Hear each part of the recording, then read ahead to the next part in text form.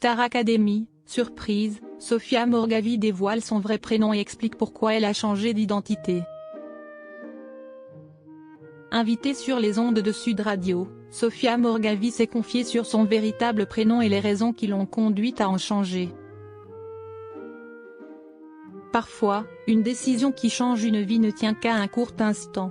Un trajet en train, un paysage qui défilait, soudain, une évidence. Si est exactement ce qui est arrivé à Sofia Morgavi. Récemment invitée sur les ondes de Sud Radio, la professeure de chant de la Star Academy s'est en effet livrée sur l'origine de son prénom. Avant de devenir Sofia Morgavi, l'artiste s'appelait en réalité Sonia Sofia Morgavi. Un double prénom qui, pendant longtemps, est resté tel quel. Jusqu'à ce fameux jour où tout a basculé. Je m'appelais Sonia Sofia Morgavi jusqu'au jour où j'ai eu une révélation en prenant le train pour Toulon. J'ai senti que c'était le moment de m'appeler Sofia, a-t-elle confié au micro de nos confrères.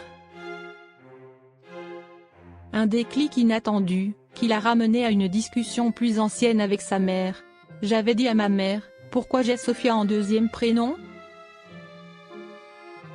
Eh bien parce que si est ton père qui est allé te déclarer et il avait choisi Sonia. Une explication qui a visiblement laissé une trace. Derrière ce choix de prénom se cache d'ailleurs une belle promesse. J'avais promis à ma mère, le jour où je deviens actrice, je m'appellerai Sofia. Adopter le prénom Sofia n'avait donc rien d'un simple choix esthétique.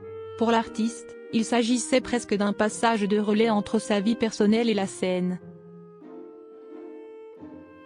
Rappelons que dans le milieu artistique, les noms de scène sont monnaie courante. Certains artistes cherchent un pseudonyme, d'autres souhaitent séparer leur vie privée de leur personnage public.